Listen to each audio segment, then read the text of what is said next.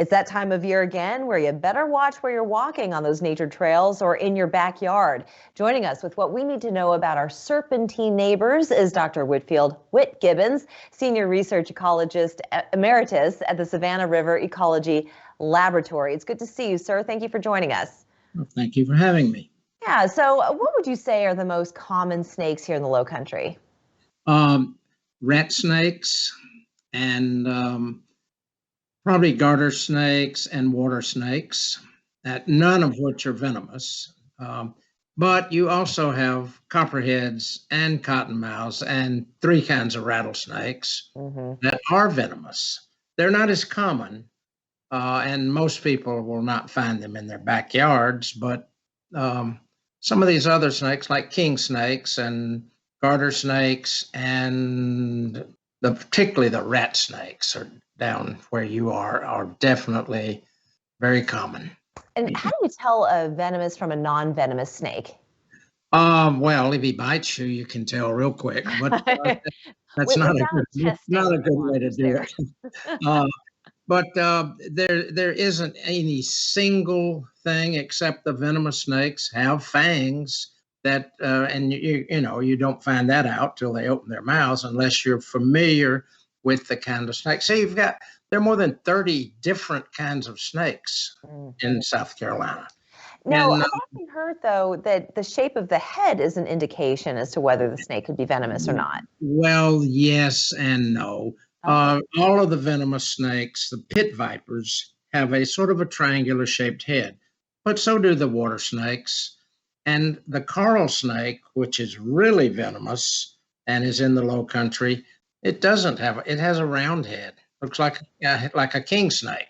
So you don't use that. My advice to anybody, if you see a snake, enjoy it, back away if it's too close. It's not going to chase you, and just enjoy it as part of the environment. And I was going to ask you a question about aggression in snakes, but before I do that, the other indicator, though, of noticing whether a snake is venomous or non-venomous, sometimes the markings, but also their pupils.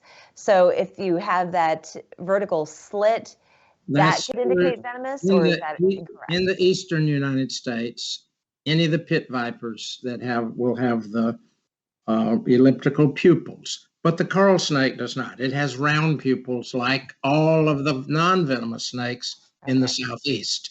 If you get out west, that rule changes entirely anyway. So they're non-venomous snakes that have elliptical pupils. It kind of turns the whole notion of what we knew about snakes on its ear. Yes, it does. And I think the best way is to learn, if you're interested in snakes, learn the individual species and what they look like. And, and then that's, and advice to children particularly, but a lot of adults can learn this lesson too. Don't pick up a snake, which a lot of people do, or get too close to it if you don't have to. And when you accidentally get bitten by one, you step on a snake, for instance, in your garden, you didn't realize it was there. That could happen. Right. So what's the first thing you should do? Hospital. The best thing to have with you is a cell phone, so you can call the hospital and say, I'm on the way with a snake bite.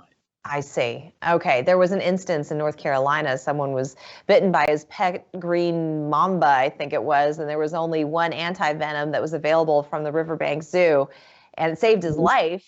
Yeah, that's an African snake, though. I assume we're talking here about native species. But a green mamba, that's a very bad bite. And riverbanks would be great if it's an exotic species. They do a wonderful job of being prepared for that kind of thing. Yes. But for our most bites in South Carolina are by copperheads.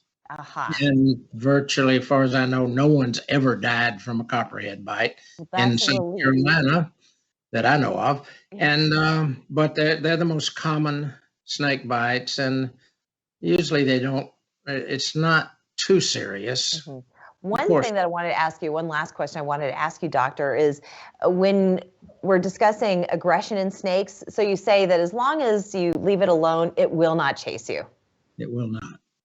And So they are not aggressive. They're defensive, though. They will defend themselves, but they're not going to attack. And many times, studies we've done shown the pit vipers don't even try to bite you if they think you don't see them or are not going to harm them.